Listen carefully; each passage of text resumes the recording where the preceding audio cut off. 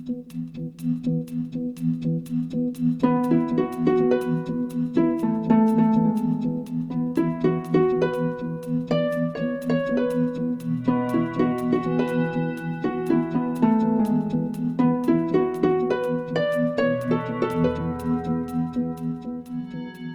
let's begin this interview by you giving us a self-introduction. Tell us, who are you? Okay, sure. Thanks for having me here, Ed. I'm known as the Health Ranger online. I'm a person who used to be very unhealthy, and then I recognized that doctors weren't going to be able to help me get healthy.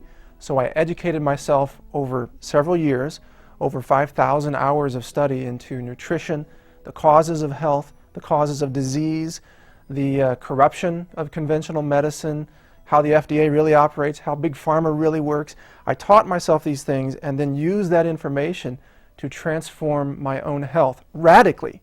I mean, I used to be borderline obese. I used to be borderline diabetic. I was in chronic pain for more than 10 years. And today I'm in a state of what my naturopath describes as perfect health. I have LDL cholesterol of 67. HDL cholesterol of 62, my resting pulse is 48.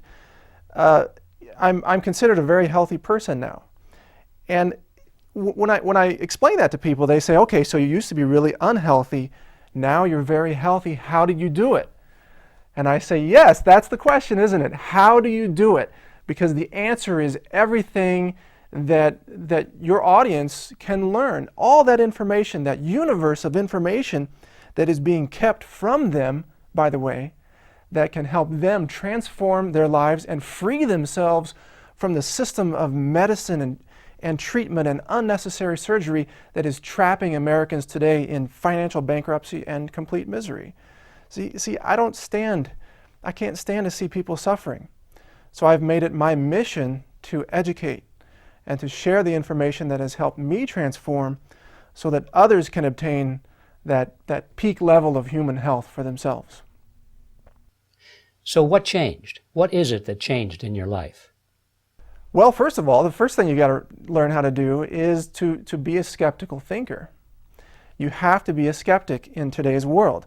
When a drug company spends $1 billion a year on television pharmaceutical ads that pound into your brain these falsehoods, such as fear of public speaking is a disease, or cholesterol can only be controlled by a synthetic chemical put in your bloodstream. These propaganda messages have to be countered with the most powerful tool in the world, and that's the tool we have right here. We must engage our brains and be skeptical thinkers and understand the way nature really works and the way our bodies are an extension of nature, how we belong with the laws of nature. And once we understand that, we can be skeptical thinkers, we can see through the propaganda put out there by conventional medicine, and we can then begin to take control over our lives. We can then shape our destiny. We can be disease-free, even if we've been diagnosed as having a disease by a medical doctor today. There are people, Ed, who have had diseases for 10 or 20 years. They have been exposed to the information I'm sharing. Some of it's on my website, newstarget.com, and they have been able to literally cure these diseases. They are off of all prescription drugs. They now have clarity of mind. They are free of chronic pain.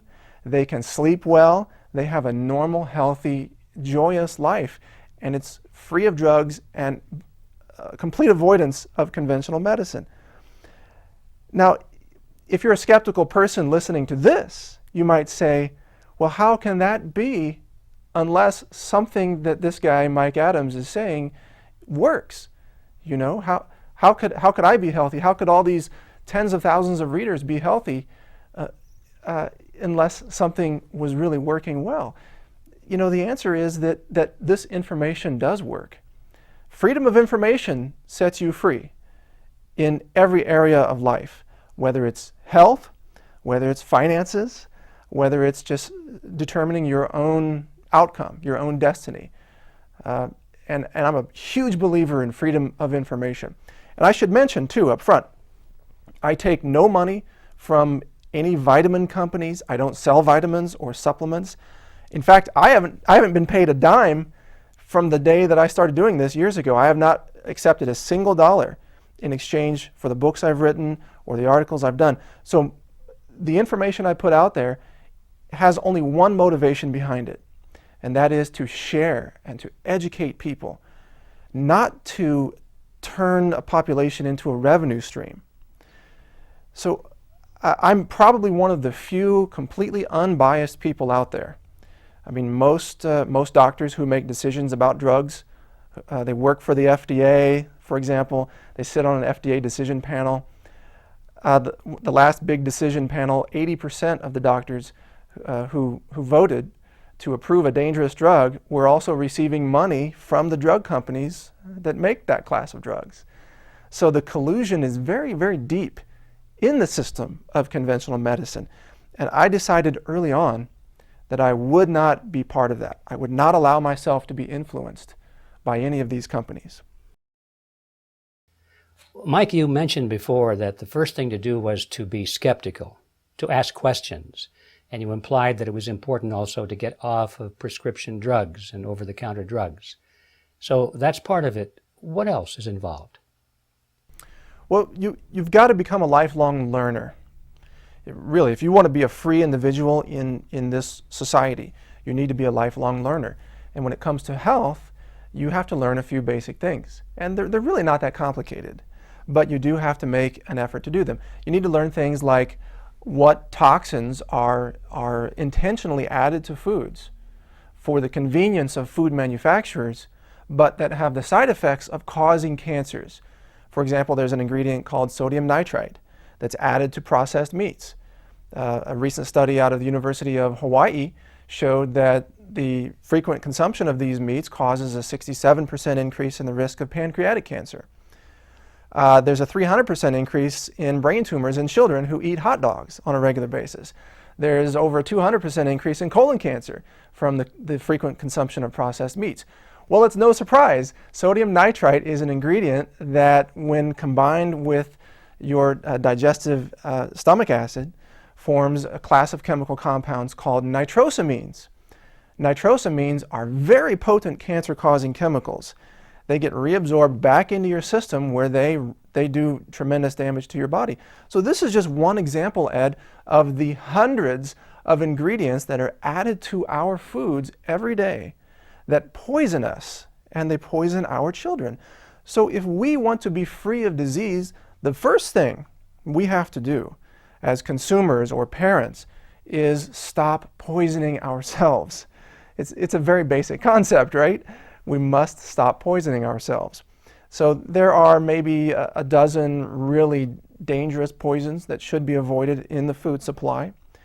I'll name just a few real quickly. Sodium nitrite, aspartame, of course. Any chemical sweetener is potentially deadly, in my opinion.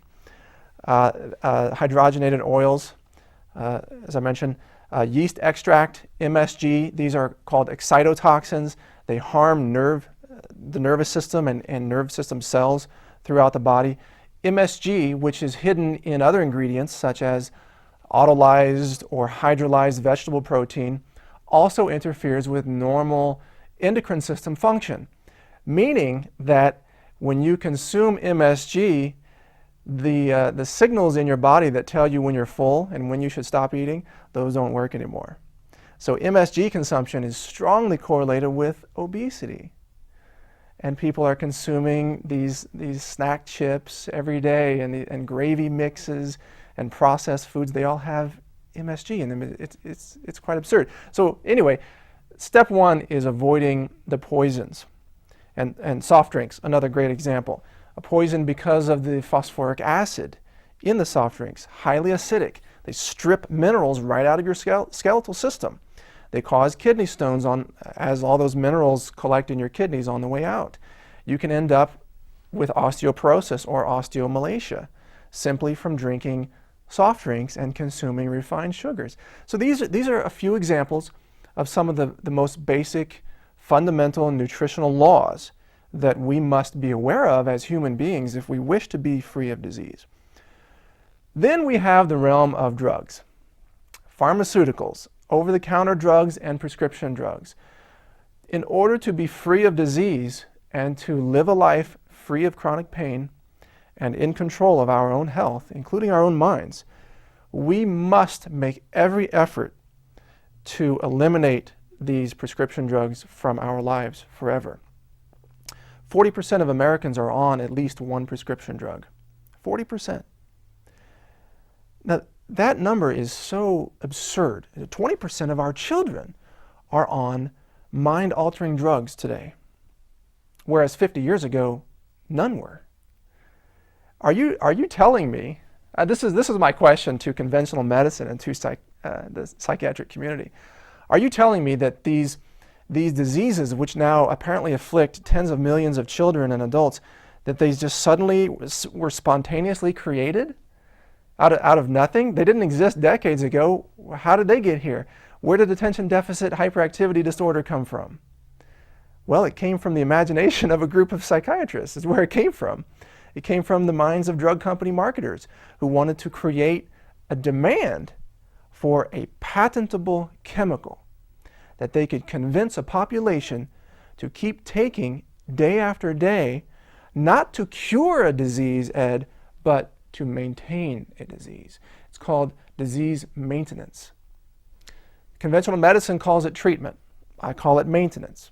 The idea is to maintain your biochemistry long enough to extract the maximum amount of profits from a human being, but not to kill the patient, because killing a patient doesn't earn any money for big pharma, you see. But a patient that can be kept alive and in a disease state is a revenue stream. Now, my mission is to put big pharma out of business through any legal, ethical means I can think of. And that is to educate people how to be free of pharmaceuticals. And you can do it very easily. Let me give you an example. Statin drugs. These are for lowering cholesterol, right? And high cholesterol is a common disorder that's diagnosed millions of times a year in this country alone. So they give you a statin drug to bring that cholesterol level down. Well, most people don't know you can just eat a cup of blueberries a day, and it will have a more powerful effect than the statin drugs. It will keep your cholesterol in balance. It will also protect your eyes from ultraviolet radiation. It will protect your nervous system from neurodegenerative disorders. And blueberries have no side effects. Blueberries won't cause a heart attack or a stroke or kill you in your sleep like statin drugs can. Blueberries won't cause your muscles to waste away and ache so bad that you can't even get up out of a chair and walk. Statin drugs do that. Blueberries won't cause your mind to go fuzzy, causing you to forget things and not be able to concentrate. But statin drugs will do that. And blueberries are available without prescription. So that's the kind of solution I like to give people. There are medicines in foods.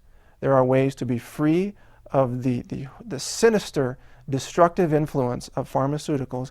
And there are ways to reinvigorate yourself, to be a healthy individual without relying on synthetic chemicals to do it. Mike, let's go back to the topic of aspartame. Tell us about that, please. Well, aspartame, in my opinion, is one of the most horrifying stories in the health of public health in the United States of America. It was only approved under very bizarre circumstances and with the help of Donald Rumsfeld, who, as we now know, has a different role of propaganda. But at the time, he was involved in the company that owned aspartame. And the FDA scientists who originally looked at the aspartame studies said, this looks dangerous to us. It's causing cancer in the laboratory experiments. Well, when Rumsfeld got involved, magically this just sailed through and got approved as an artificial sweetener. He was the chairman of, was it Searle? The company that manufactured it. Yes. And, you know, he's a very politically influential person, even years ago. And, you know, I don't want to jump to conclusions on what he did or didn't do, but the result is that once he got involved, it was magically approved as a safe food ingredient. Now, make no mistake, this is a chemical. Aspartame does not exist in nature. And the thing that people need to know about aspartame is that when aspartame breaks down into its chemical constituents, as it does at certain temperatures, including body temperature, one of those chemical constituents is formaldehyde. And formaldehyde, of course, is the same chemical that is used in medicine to preserve organs. You know, if you see a jar with a heart that they're studying down at the university, it's preserved in formaldehyde. So formaldehyde is very good at preserving biological systems and preventing the breakdown of tissue. But you don't want it when you're alive. You know, you don't want it in your body when you're trying to live and breathe. So aspartame is very strongly associated with seizures, nervous system disorders, blindness, migraine headaches. It is the one ingredient that generates the most complaints, the largest number of complaints to the Food and Drug Administration. More complaints are generated about aspartame than from any other single ingredient in the entire food supply. And yet, it remains approved, probably because it's a very profitable chemical.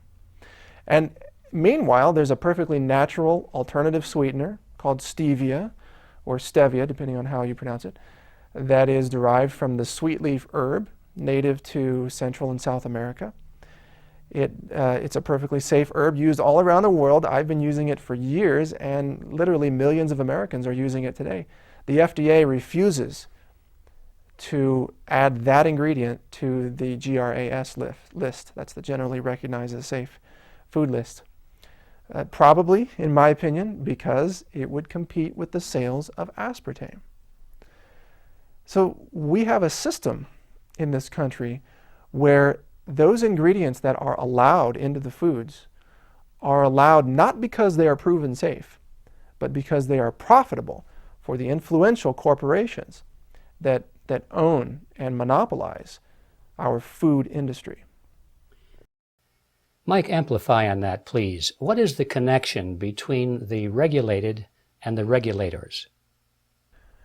At one time in this country, we used to have regulatory departments like the USDA and the FDA, the Food and Drug Administration, that, well, originally they actually did their jobs. They regulated an industry and put public safety first.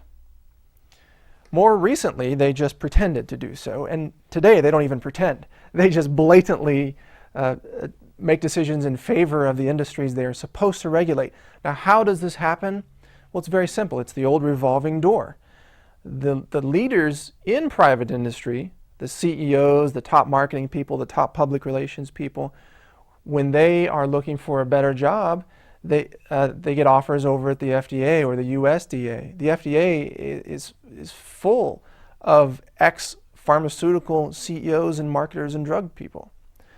And then when people leave jobs from the FDA or the USDA, they often get offers back in private industry.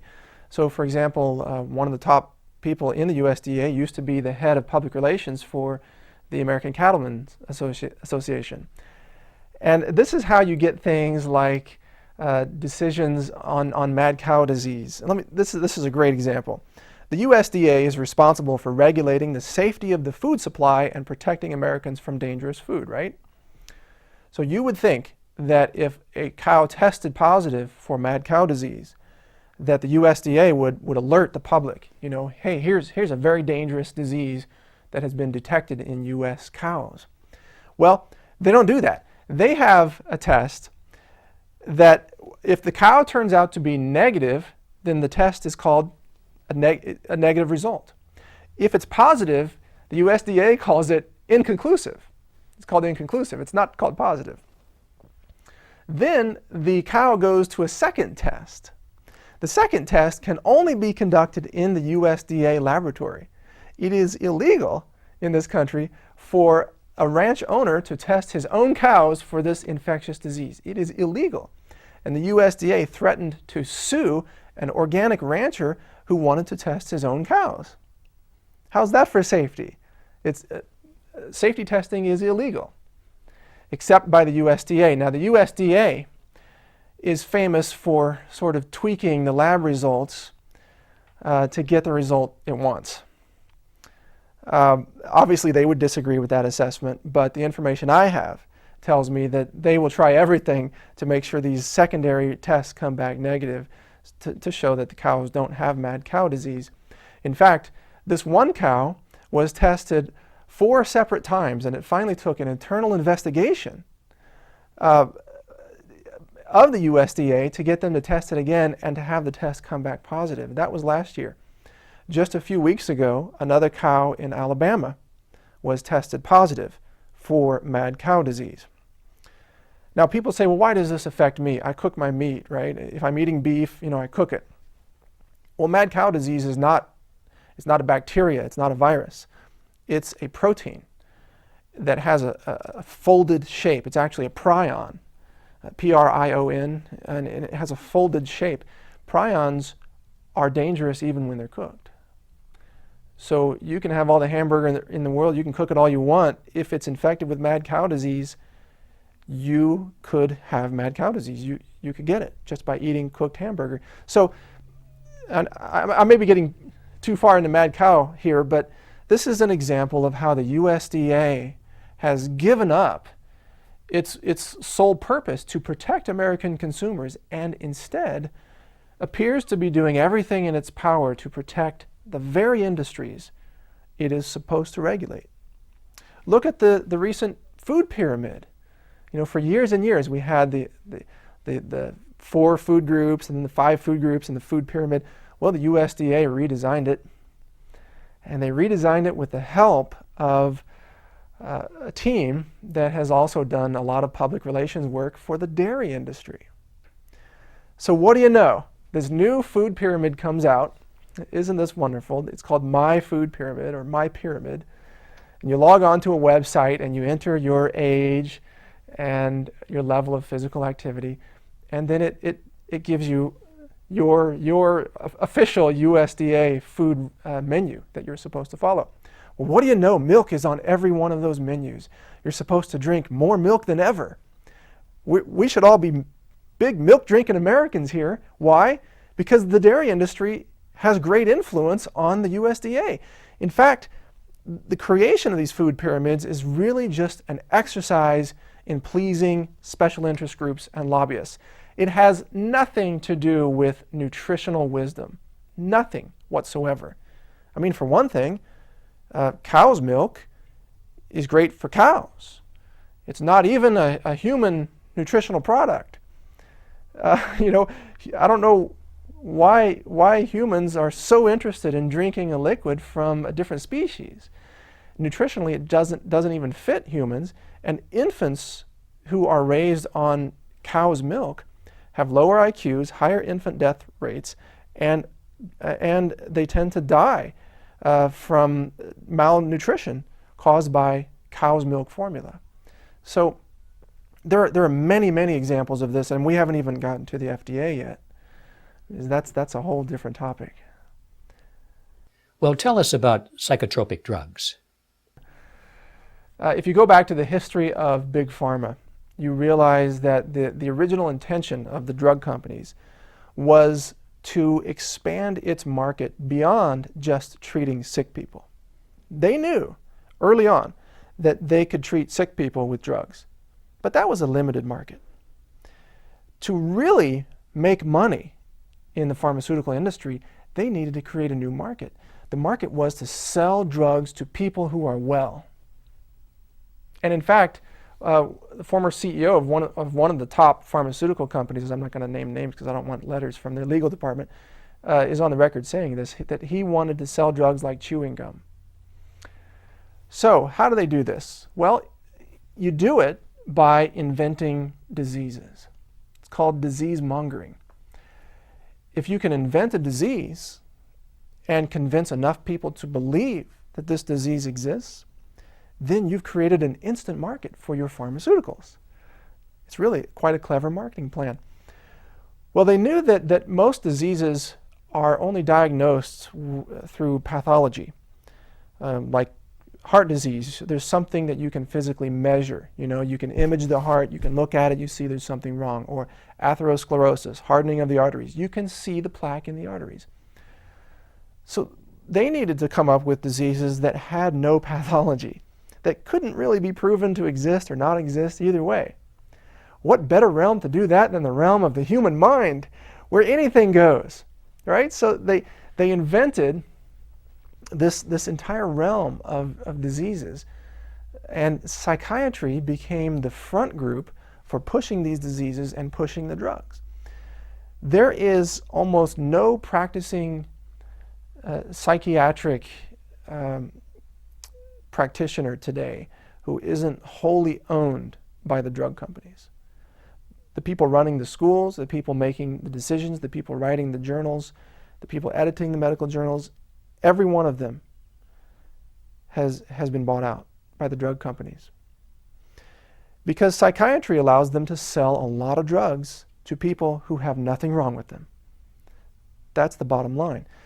So you take a normal human behavior, like attention deficit disorder. What is this behavior? You're trying to manage 10 projects at once, right? Everybody does that. Sometimes you forget things. You're easily distracted. Sometimes you feel like the world is just too much on your shoulders, right? These are the symptoms of this so-called disease that is now called adult attention deficit disorder that psychiatry says you must treat with drugs. They say it's a brain chemistry imbalance. Something is wrong with your brain chemistry, otherwise you wouldn't be afraid to speak in public. Otherwise you wouldn't feel nervous having too many things to juggle. Otherwise you wouldn't be easily distracted, they claim. Of course, it's complete nonsense. Complete nonsense. It's just fictitious. It's completely made up.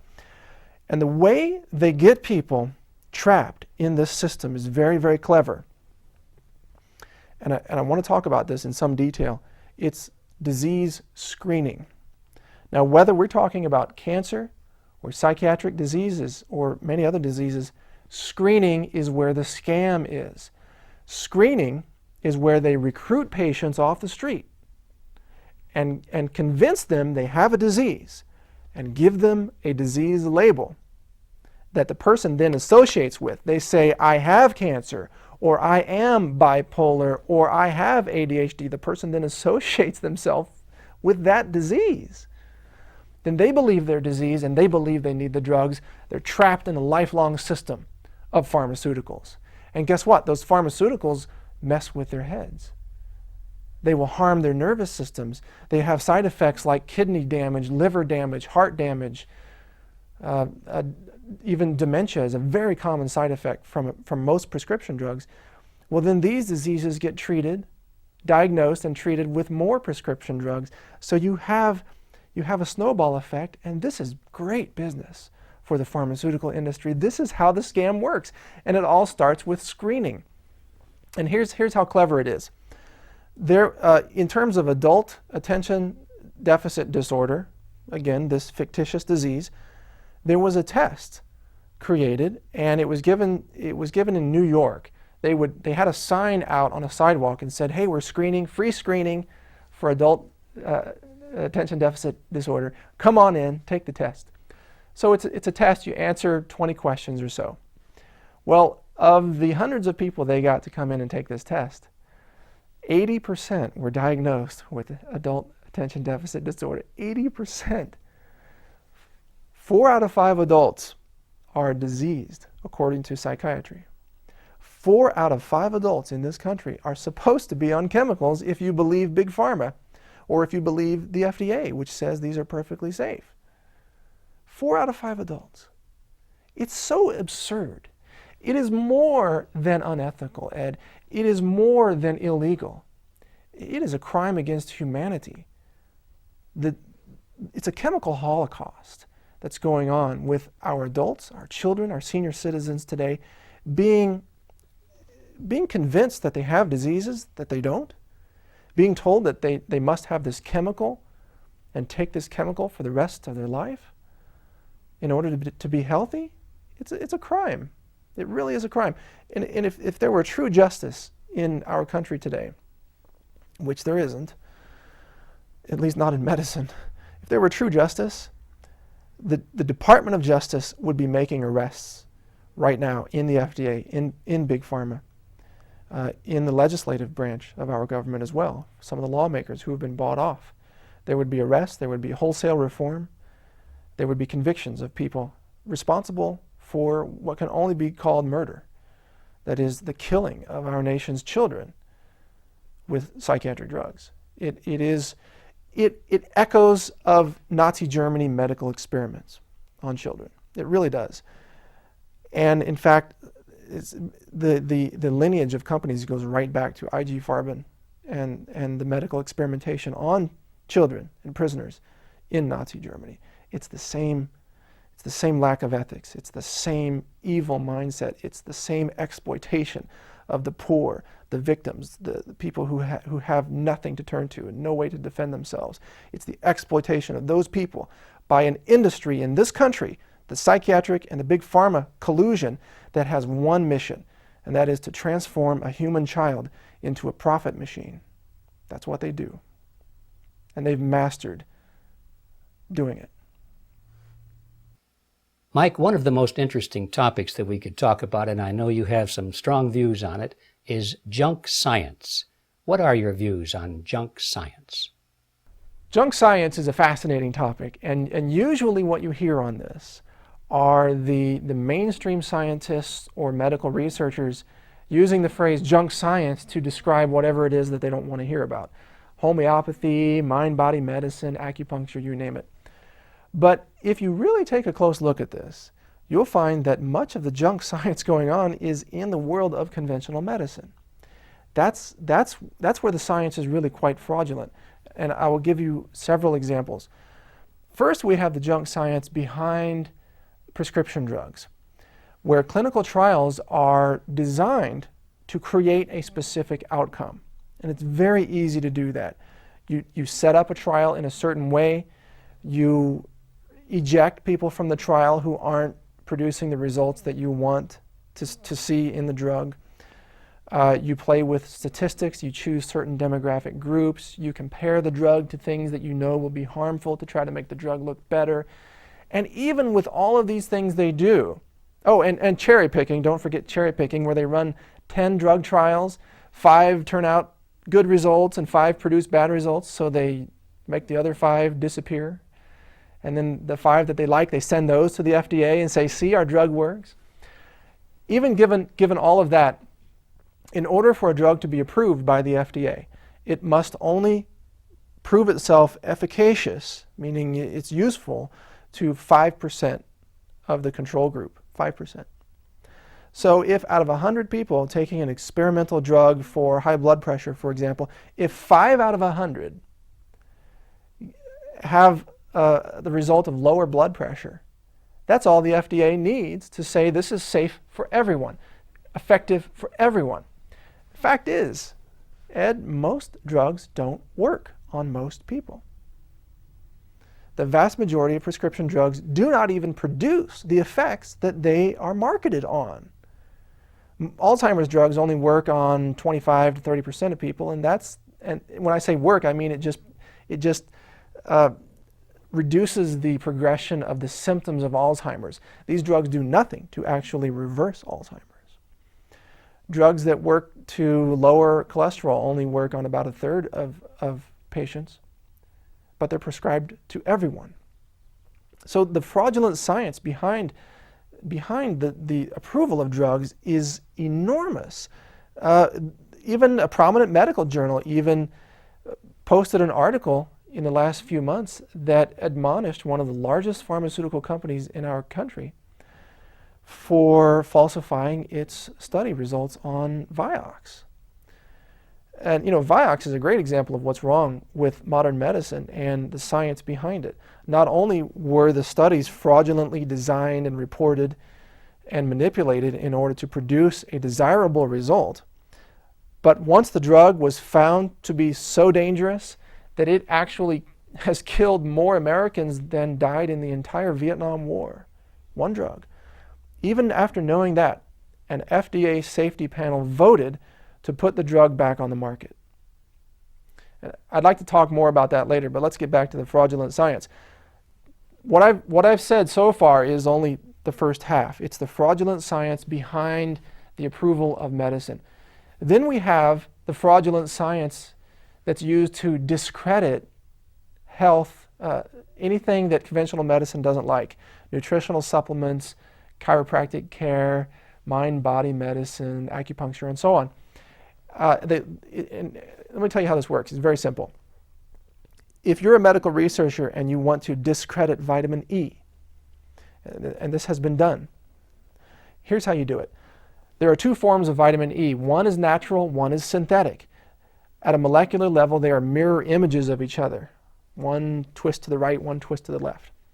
The natural form of vitamin E is very healthy. The synthetic form, not so healthy. So first of all, you make sure all your trials use the synthetic form of vitamin E. Then you recruit people for your trials who are just about ready to die of a heart attack. That's what they did. They got these senior citizens in who were all being observed for risk of heart attacks and strokes. So you get the least healthy people possible, and you use a synthetic form of the vitamin, and then you use a very, very low dose, lower than any normal person would take if they wanted to be healthy. And then finally, you run several studies like this. Then you design your own statistical curve using some magical voodoo formula that you invent to make the data fit the curve you want. And magically, it's kind of like gerrymandering in politics, where you draw the region in your community that's going to get you the most votes. This is done in science all the time. They draw a curve, and everything below the curve gets eliminated from the results. So they draw a curve that eliminates all the positive results. What's left are just the negative results, and then they issue a press release. What do you know? Next thing, USA Today says vitamin E causes heart attacks, or any other newspaper. And this is what we saw last year. So the science behind the discrediting of nutritional supplements is not scientific at all. It's unethical. It is malicious. It is done with one purpose, and that is to, again, make prescription drugs look good and make nutritional supplements look bad. There was a study recently that concluded calcium is useless for strengthening bones. And if you actually read the study, it turns out that hip fractures went down by something like 70% in people who took the calcium. But what they did is they included everybody in the study who didn't even take the calcium. So, you invite 1,000 people in for this study. You say, here, everybody take calcium. 900 people refuse to take it because they just can't stick with it. 100 people did take it. They had great results. But the so-called scientists include the results of the whole 1,000, and it didn't show that much of an effect. And plus, the control group, which is the other 1,000 people that they gave placebos to, they were supposed to not have any calcium. The control group, they were instructed that they could take all the calcium they wanted anyway, outside the study. So this is not science. This is a circus. The control group is not controlled. The study group is, gerrymandered to get the results you want, and this is how calcium is discredited. The idea that conventional medicine would even take the time to discredit calcium just tells you how low this industry has stooped in order to try to promote prescription drugs. I mean, come on, calcium. We would die in 3 minutes without calcium in our bodies.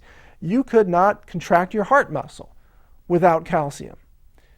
You couldn't stand up without calcium. You couldn't fire a single neuron in your body without calcium. Conventional medicine says calcium is no good. I don't believe them.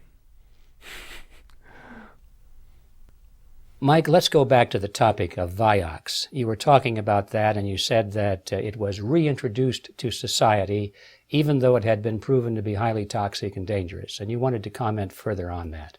Oh, yes.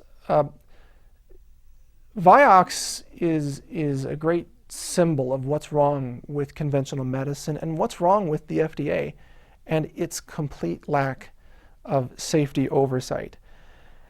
It was thanks to one of the FDA's own senior drug researchers, Dr. David Graham, who still works there, not without some pressures, by the way, who saw the data. He saw that Vioxx was very, very dangerous.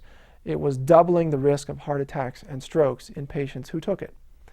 According to his research, and this was given as testimony to the U.S. Senate, Vioxx has caused over 140,000 heart attacks and as many as 60,000 deaths of American citizens who were prescribed this drug that the FDA says is safe.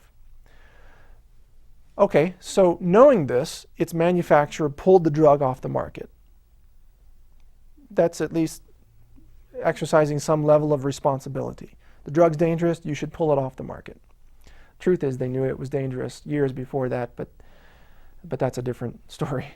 What happens next? Okay, in a society where the FDA was protecting the public, then the drug would stay off the market. The FDA convened a panel, a committee, how wonderful, that looked at the safety data, that acknowledged this drug is doubling the risk of heart attacks and strokes, that acknowledged the drug has caused these heart attacks and killed these people. And yet this panel voted to put the drug right back on the market. They said, the benefits of the drug outweigh the risks. That's what they said. Benefits outweigh the risks. So we have a situation in which the FDA now will allow all pharmaceuticals, no matter how dangerous, to remain on the market because the benefits outweigh the risks. But when it comes to nutritional supplements, that level of scrutiny, that allowance is never granted. The benefits never outweigh the risks in terms for nutritional supplements, according to the FDA. Even the tiniest risk is worth banning the entire supplement from the whole country. So a Chinese herb such as ephedra, which has been used safely in Chinese medicine for 2,000 years or more, 10 people overdosed in the United States in a desperate attempt to lose weight. They suffered a heart attack and died. The FDA banned the supplement from everyone. Said that no one can sell ephedra in the entire country. Said that if a Chinese medicine person gave ephedra to a patient, even in conjunction with other herbs, which is how it's traditionally used in Chinese medicine, that they could be arrested and sent to prison. Meanwhile, Vioxx, which has killed tens of thousands of Americans, is allowed to be put right back on the market. Why? Why this double standard? Well, it's not hard to guess why. Because a Chinese herb doesn't make money for drug companies. It competes with drug company profits. But Vioxx and other dangerous medicines, they make lots of money, big money.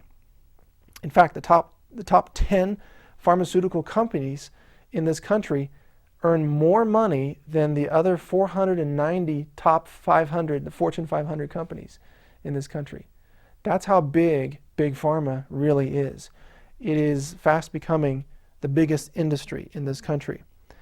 And it gets to a concept I call the disease economy, where our economy in this nation relies more and more on disease. We're invested in pharmaceutical companies and hospitals and medical treatment and chronic disease diagnosis. And our economy is increasingly based on that rather than prevention and education and new energy technologies.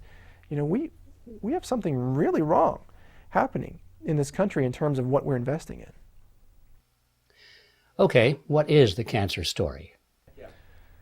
Cancer is a multi-billion-dollar for-profit industry. Let's start with that and be very clear. This is a for-profit industry. But it's also a schizophrenic industry, meaning that part of the industry is about the nonprofits, what I call the front groups, and I'll explain why in a minute, that claim to be doing the research, searching for the cure for cancer. And then behind those companies are the for-profit corporations that profit from cancer. Chemotherapy, generates profits. Cancer surgery, profits. Radiation, profits. Anti-cancer drugs generate profits. In fact, the cancer research often generates profits. So let's be very clear about the cancer industry. It is a for-profit industry, and as such, it depends on a customer base for its own survival, meaning that it needs patients with cancer to survive. And you see this reflected throughout the entire industry. This is why when you see a new building being constructed that's all about treating cancer, it's not called a cure for cancer center or an anti-cancer center. It's called a cancer center. It's a monument to cancer. The front groups, here's how they work. These are nonprofit organizations that claim to be searching for the cure for cancer, this elusive cure, as if some magical chemical could be found and eliminate this disease forever. So what they do is they convince people to part with their money, donate it to this nonprofit organization that pays no taxes, by the way, in exchange for this elusive promise that they will cure cancer someday. Well, what really happens to that money? That money gets spent, first of all, paying the inflated salaries of the people who work at the top of these organizations. Now, I know a lot of lower level workers are volunteers, but the top, crazy salaries. Secondly, this money goes to promote cancer research into pharmaceuticals very often. Well, let's suppose that all this money raised by people running in circles for cancer actually found a cure for cancer. A new drug, let's say, invented to cure cancer. Do you think the pharmaceutical companies would give it away? Would the drug be free to everyone who wanted it? Of course not. They would charge for the drug, and they would charge an arm and a leg. How much would they charge for a cure for cancer? Anything they could charge. So the money that's being raised to search for the cure for cancer is really just money paying for the R&D costs of some of the most profitable corporations operating in the world today. That's the truth about the cancer industry. And the front groups that solicit this money, they are paid by who? The drug companies. Drug companies donate millions of dollars every year to these breast cancer and colon cancer and lung cancer front groups, whose purpose it is to proliferate the diagnosis of cancer, to get more people into the cancer system. It's really a recruitment group, not a cancer cure group, because in reality, cancer has many cures that we already know about. Many cures. At least 18 different cures last time I looked, and that's not even counting a healthy functioning immune system, which takes care of cancer every day all on its own. And of course, you're intimately familiar with many of the cancer treatments. So these front groups are really about recruitment. And the way they recruit patients into the cancer industry is to conduct cancer screenings. Screenings are the tool of recruitment. Screenings are designed to create a cancer patient, not to prevent cancer. Now, the industry likes to call screenings prevention, but screenings are not prevention. Screenings are detection. Prevention means something you do to prevent the disease from the early onset, to make sure it never happens. Prevention would be things like getting more zinc, avoiding cancer-causing food ingredients, getting exercise, getting sunshine, vitamin D. This would be prevention. The industry is not interested in prevention. And in fact, the industry is so uninterested in prevention, it is actually become known as preventing prevention. The cancer industry prevents prevention and promotes screening or detection of disease. Because remember, it's in the business of treating disease, not preventing it. If you're a corporation, you make money by treating your customers and taking their money, not by eliminating your customers by making them healthy. So let's go back to screening then. In breast cancer, screening is conducted through mammography or mammograms. Mammograms, the machine emits radiation. The machine that detects breast cancer causes breast cancer. Okay, so how can this be described as prevention? The idea is just ridiculous. It actually causes breast cancer. It gives many false positives. The machines are not even accurately calibrated many times in clinics all across the country. And more often than not, they can be used to scare women into thinking that they need a mastectomy when in fact they don't. Women are so scared today that a survey conducted in the UK found that 20% of women who have a history of breast cancer in their family would consent to a double mastectomy as a prevention measure, even if they had no cancer. That's how ridiculous it has become today. People are scared into removing their organs now on the off chance that they might someday be diagnosed with a disease that has many cures anyway. See, that's how twisted the whole cancer industry has become. So through this screening system, they recruit patients, they get them into this system of medicine and get them on chemotherapy, radiation therapy, and anti-cancer surgery, all of which are hugely profitable. Now, the big overlay on all of this is that cancer isn't even a disease in the classic sense of the term. It's not even a disease like malaria is a disease or smallpox is a disease. Cancer is not an infectious disease. Cancer is not due to some microbe. Cancer is not a tumor. A tumor is the side effect of cancer. A tumor is the evidence of a systemic failure of the immune system to do its job of controlling the growth of cells. So cancer, people think cancer is a disease like cholera. They think, oh, you got cancer like drinking from polluted water in a third world country. Oh, you caught cholera or you got cancer. That's the way it's presented to people. Some people believe that you catch cancer just from bad luck, like being struck by lightning. Oh, you've been diagnosed with cancer. Too bad you couldn't have done anything about it, huh? Some doctors actually believe this. So oncologists understand, oncologists being people who treat cancer, they understand the power of authority and the power of labels. They know that once a patient is diagnosed with cancer and given the label of breast cancer or brain cancer or lung cancer or whatever it happens to be, they know that they've got that patient trapped from that point forward. Very few patients will ever leave that system of medicine and go to a natural system of medicine unless they happen to be very well informed and very courageous and very skeptical, in which case they do discover the alternatives. But most people remain trapped in that system because of fear. They've been given the label, they believe the label, they give in to the authority of the doctor, and they submit to a mass poisoning of their body for a disease that doesn't even exist. Now, I'm not saying that there aren't cancer tumors in people. There is cancerous growth in people, but the tumor is not the disease. You can cut out all the tumors you want. The person still has cancer because they still lack the ability to control the growth of their own cells.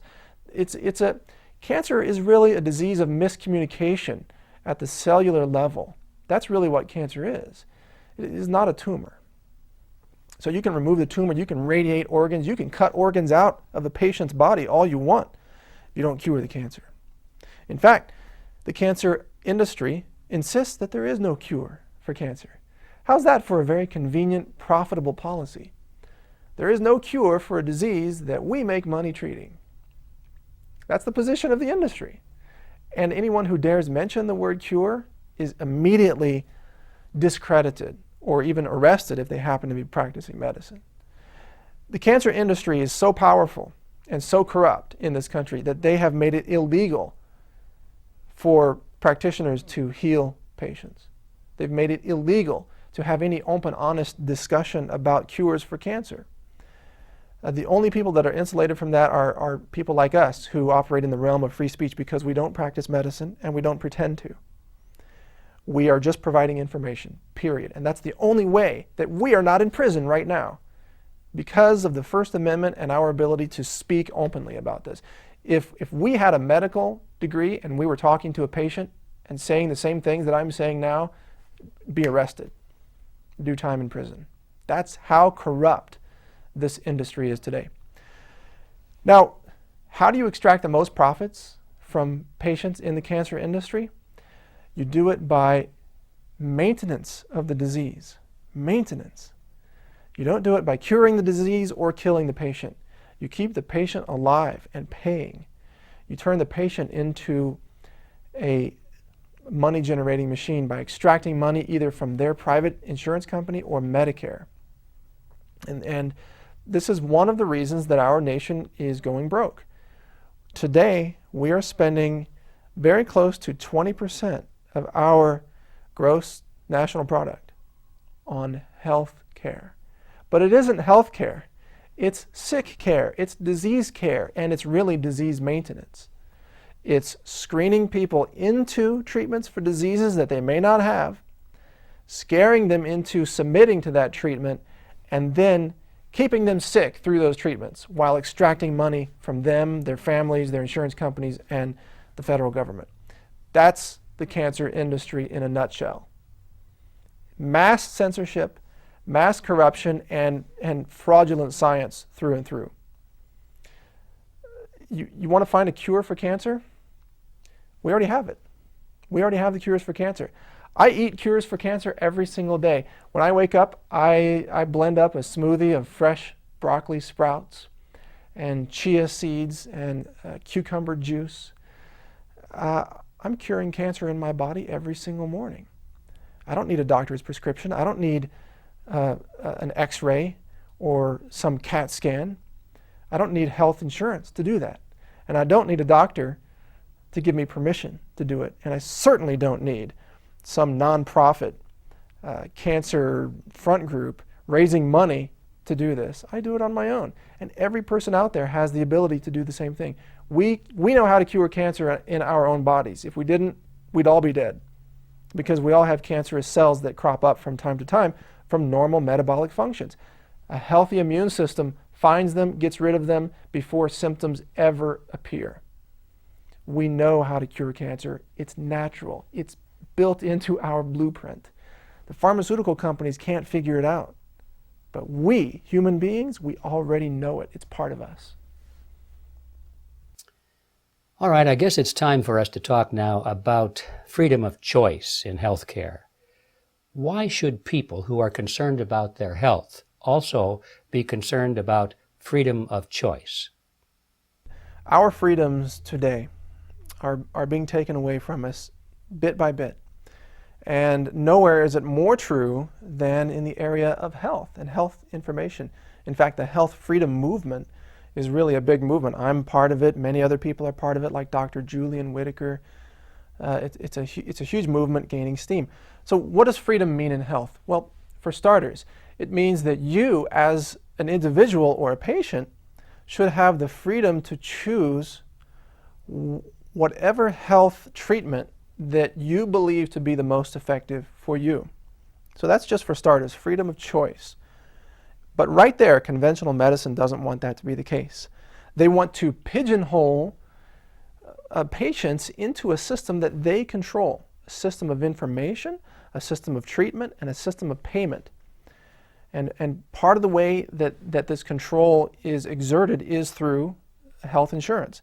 There are certain things that health insurance will cover and certain things that it won't. For example, health insurance won't cover simple, cost-effective foods that prevent cancer, but it will cover breast cancer surgery.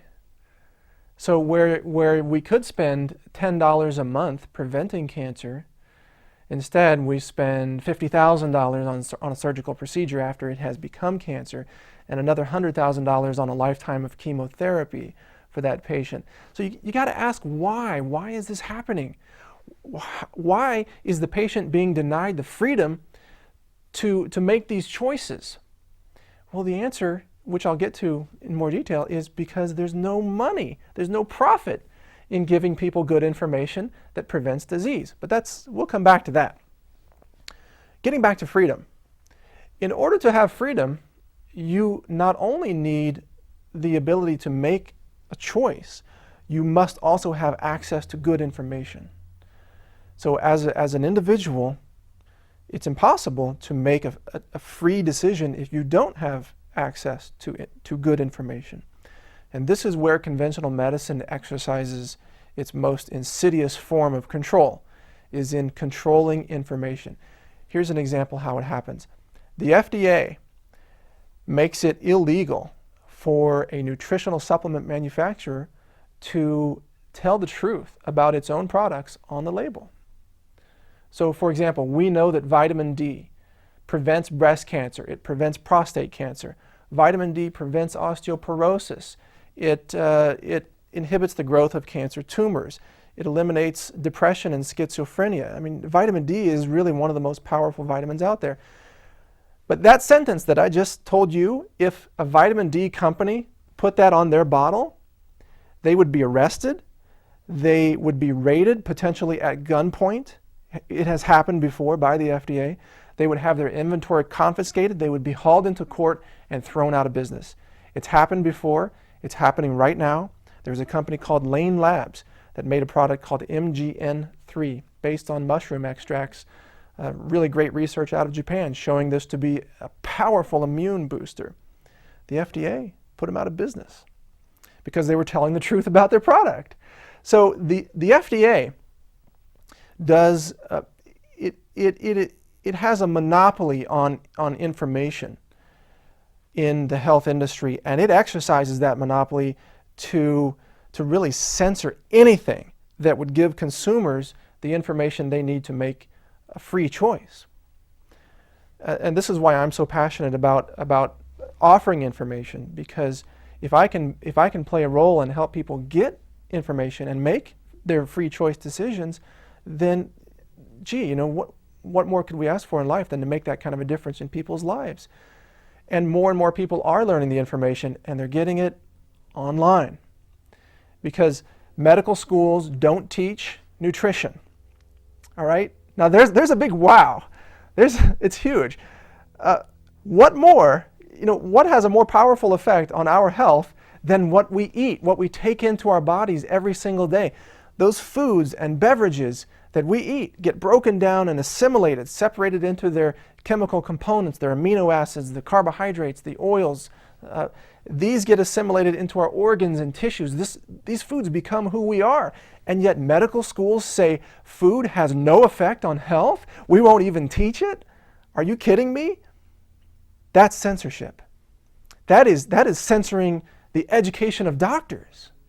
And that's why even Dr. Andrew Weil says of his own colleagues, he says doctors are, quote, nutritionally illiterate. And it's absolutely true. I agree with that statement completely. The average MD gets 1 hour of nutrition in 4 years of medical school. That's not 1 credit hour, Ed. That's 1 hour, like 2 o'clock to 3 o'clock, 1 hour of nutrition. So they don't know nutrition. They can't teach it to the patients. The FDA has outlawed nutritional information on food labels. And now the press. Oh, the press. The press runs on advertising. Where do the advertising dollars come from? Giant food companies, giant pharmaceutical companies. Do you think that has any kind of influence on the content that the press runs? Of course it does. The press is very slow to catch on to real information that can help set people free in the area of health. They're very slow, years behind.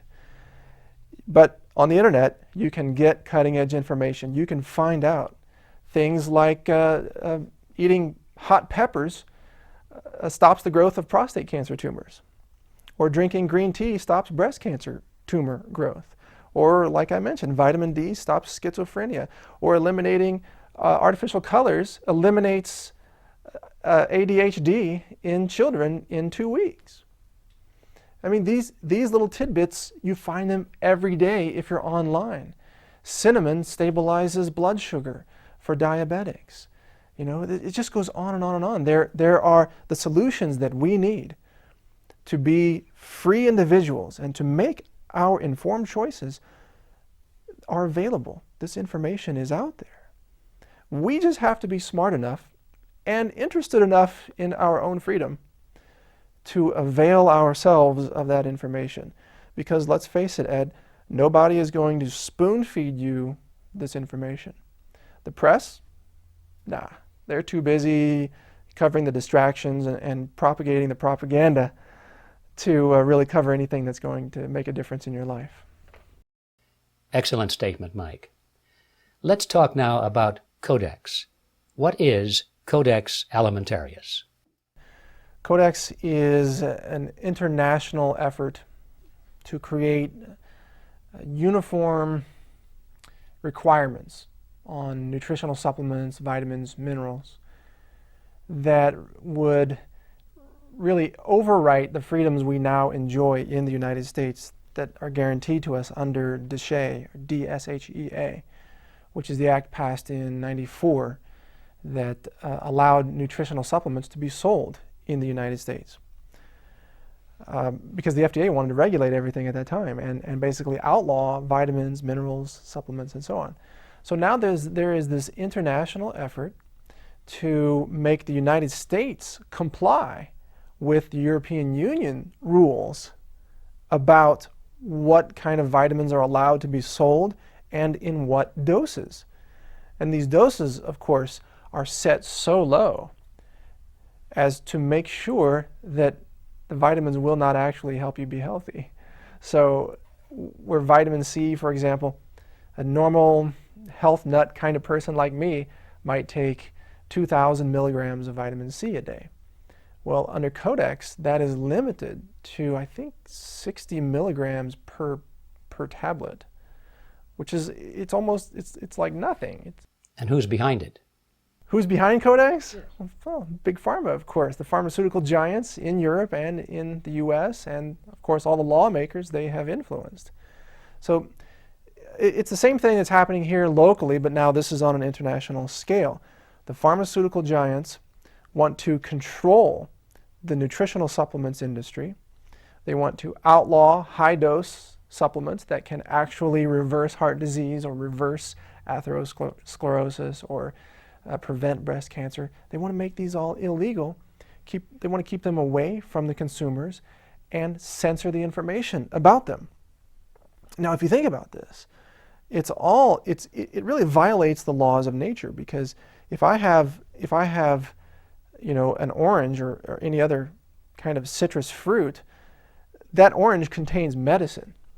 Blueberries contain medicine, anthocyanins, for example. And blueberries, as I mentioned earlier, can lower LDL cholesterol better than prescription drugs. Well, what Codex wants to do is to say that if you take this ingredient out of blueberries, these anthocyanins, then suddenly they become a regulated medicine and you can't sell them unless you have approval from these world governments.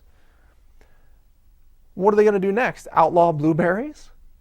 You know, I actually did an article on this saying that if Codex passes, it's really just one more step to the point where broccoli will be outlawed, because broccoli and all cruciferous vegetables contain very powerful anti-cancer compounds. Indole 3-carbinol, or I3C, is one of the phytonutrients in broccoli and cruciferous vegetables. It destroys breast cancer tumors.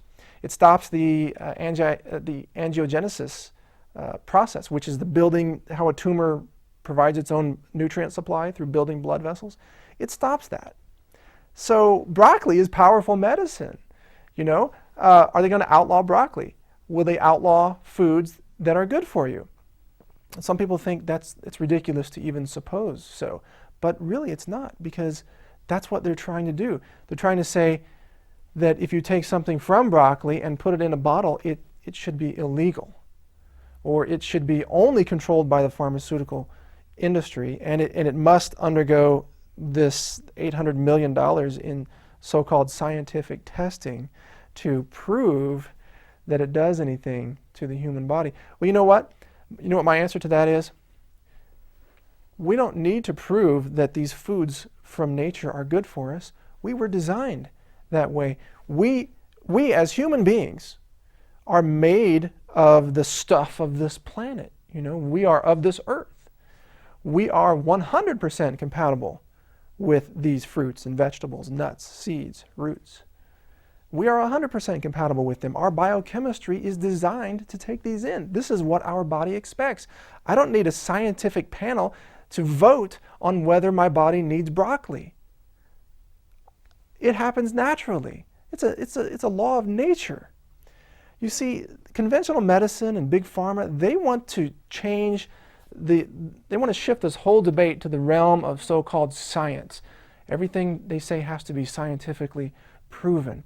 The problem is their form of science isn't real science. You know who a real scientist is, Ed? Is someone who is infinitely curious and humble at the same time. A real scientist is someone who asks questions of nature. How does gravity work? How does radiation work? How do foods affect the human body? They ask questions of nature and they humbly wait for the answers. That's a true scientist. What do we have in medicine today? Humility? No, we have huge egos. We have doctors who say, we've conquered nature. We will hijack the human body. We will override the biochemistry of your body with synthetic pharmaceuticals. Why? Because we know best. And nature knows nothing. What are you eating rabbit food for? That won't do you any good. You need these chemicals because we, the proud scientists of modern times, we know everything. And if there's nothing we don't know, it can't be true. And this is the attitude of modern scientists, and it's completely ridiculous, and it isn't science. So Codex is really a violation of the laws of nature that I believe supersede the laws that we create in our society. You know, you can outlaw sunlight, but you can't stop the sun from shining on us. And the sun, by the way, is good medicine. The sun touches your skin. It generates vitamin D.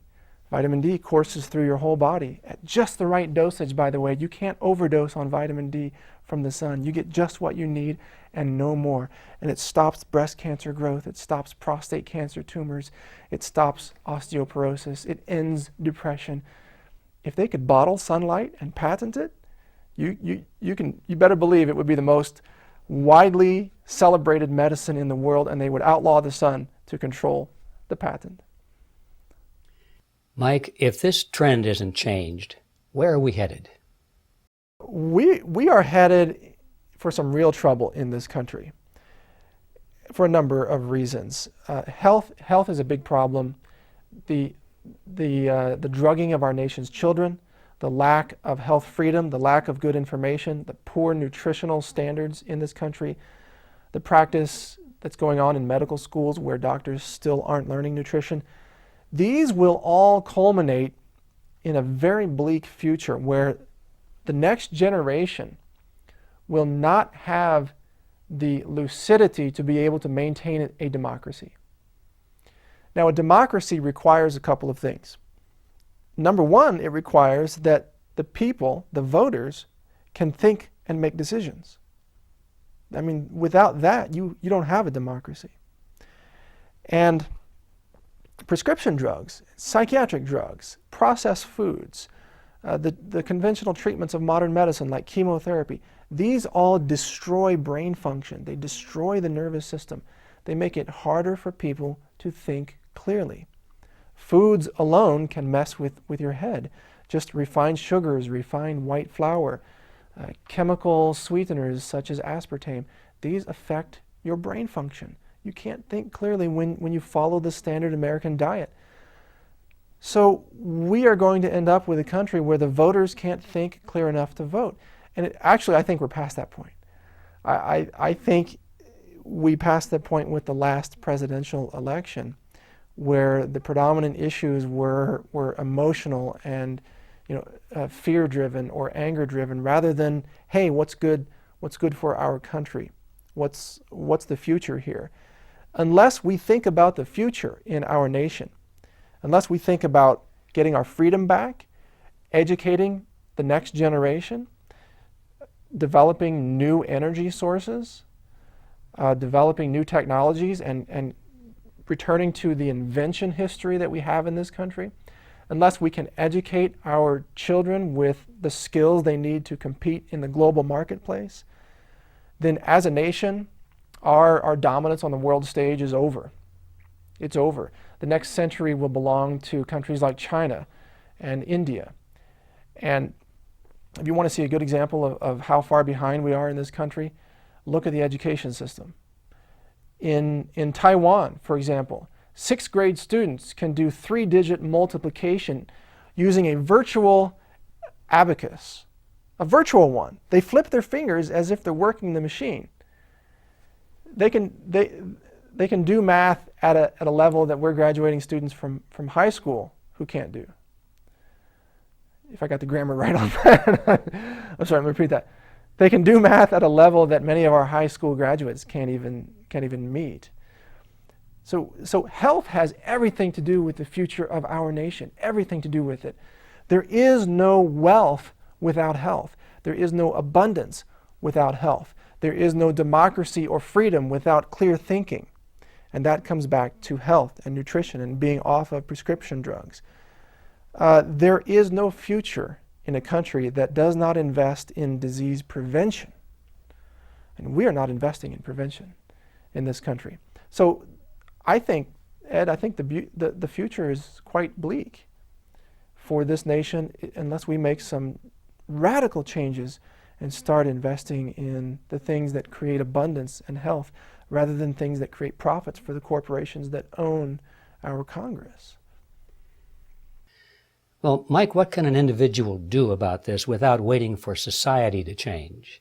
If someone is watching this interview, what can they do about it today? The best thing that an individual can do is what they're doing right now. If they're watching this, good for them, because they are obviously interested in educating themselves. Self-education is the way to personal freedom, to health, to abundance. You must keep learning new information, and you must get it from sources that are outside the mainstream. I mean, if you want to be an average American, if you want to lead the average life of debt and reliance on drugs and die leaving medical bankruptcy to your children, then just do what all the other people do. Eat the foods they eat. Listen to the news sources they listen to. Follow the information they follow. You'll get the same results. On the other hand, if you want to be healthy and pain-free, if you want to eliminate a chronic disease like cancer or diabetes, if you want to be able to control your destiny, to be immune to financial events, or to be able to weather a currency crisis that may come in this country, or if you want to be able to really understand the trends that are happening in the world today, then you must be a lifelong learner. You must educate yourself and stay on that cutting edge.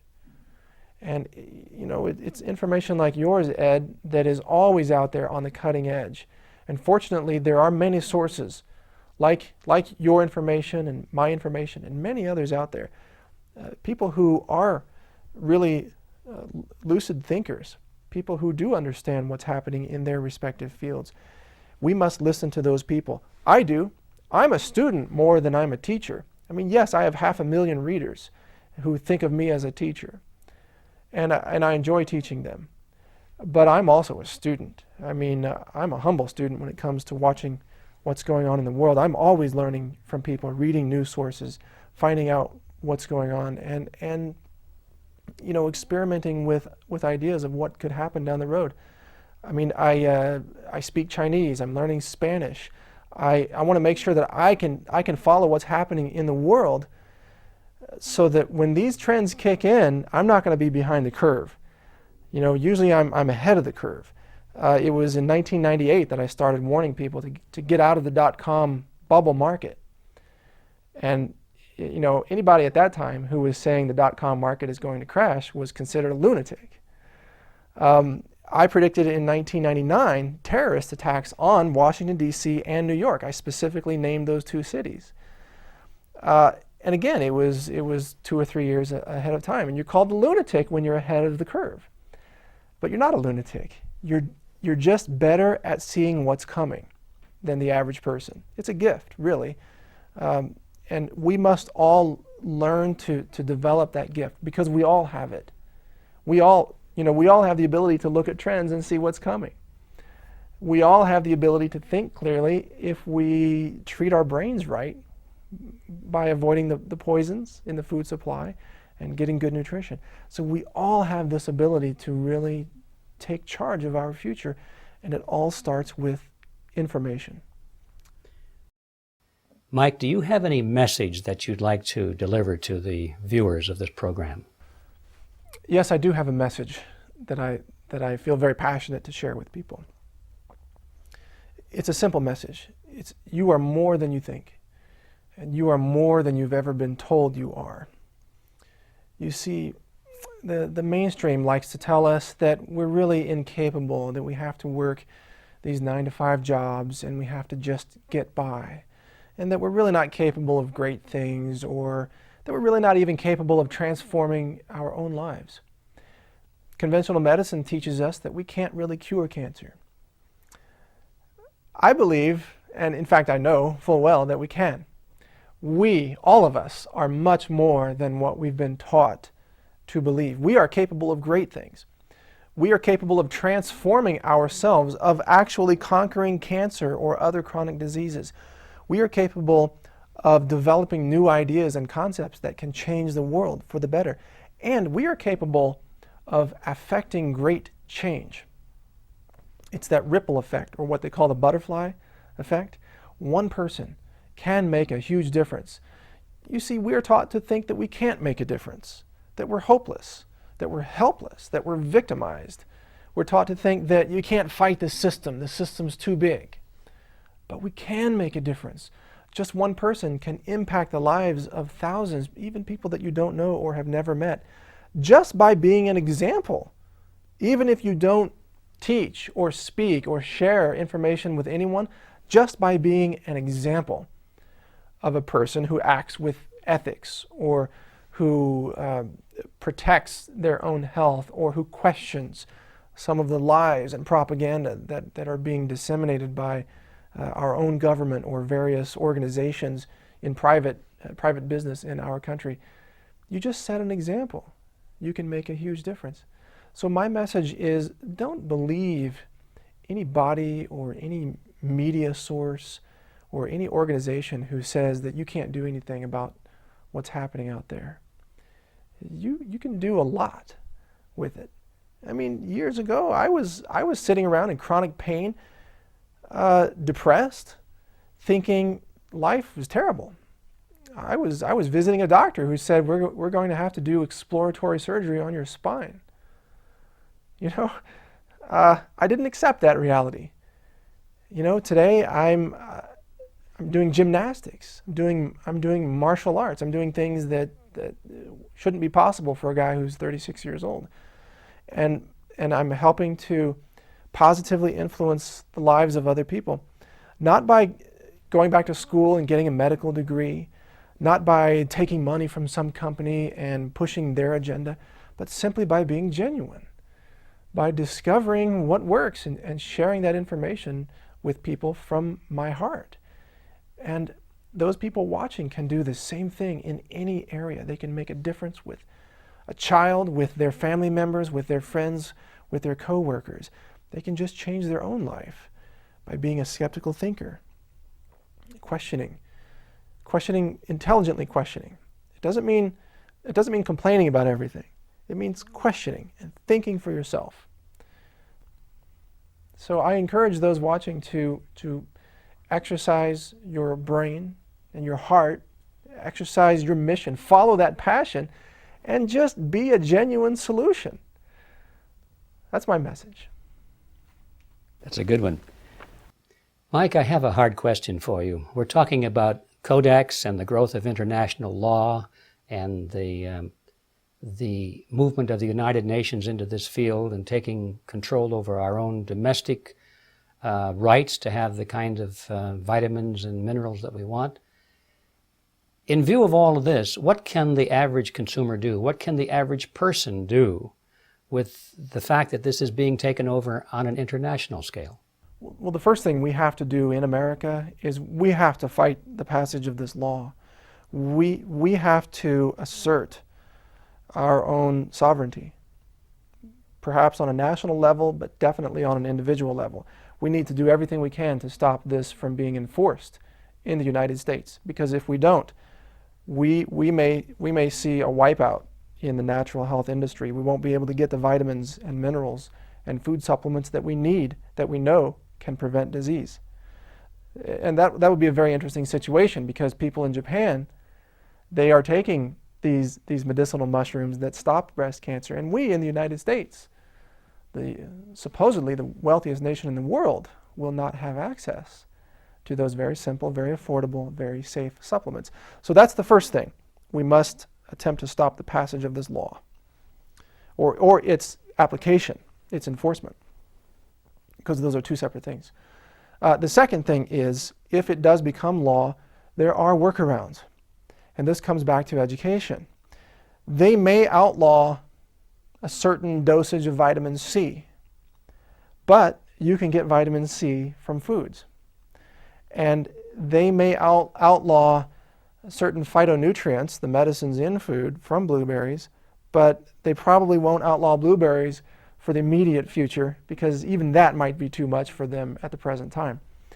So if you understand the medicine that is hidden in foods, and that's an area that I really focus my research on. My aim is to categorize eventually all the phytonutrients in all the common foods. If you learn what those are, then you can get the best medicine in the world through your own foods. You can even grow your own medicine. Let me give you an example. So zinc is my favorite mineral. It's really the most common element in the Earth's crust. It's also the most powerful healing mineral in the human body. Did you know that low-weight infant births could be reduced by 1/3 in this country if we just gave expectant mothers zinc? And it's pennies a day. Infant mortality rates would drop if we just gave them zinc. Zinc also helps your body heal after any physical trauma, such as surgery, which is quite traumatic, right? So if you have zinc, your wounds will heal faster, your immune system will function better, and you're more resistant to any infection, especially viral infections. This could become important in the years ahead as infectious disease becomes more prevalent in our society. So zinc is very powerful medicine. Well, if Codex outlaws certain doses of zinc, there's a great way to get zinc. You can grow it into your own foods, sprouts. All you need is a small amount of counter space in your kitchen. You can grow your sprouts. You can feed your sprouts zinc. And I do it by feeding them concentrated ocean water, which has zinc and magnesium, calcium, all the trace minerals, everything you need. The plants uptake the zinc and the other minerals, and they convert it into an organic form, a biologically available form of zinc. Then you eat the sprouts. You are eating medicine. You're eating the minerals in their best form possible. You're eating the enzymes and the phytonutrients in those sprouts, the anti-cancer medicine hidden in the sprouts. You are getting so much nutrition from this food, and you can grow it yourself for mere pennies, just pennies. And I don't think Codex can ever stop that. And if they do, I guarantee you, I'll be the guy on TV getting arrested for growing sprouts.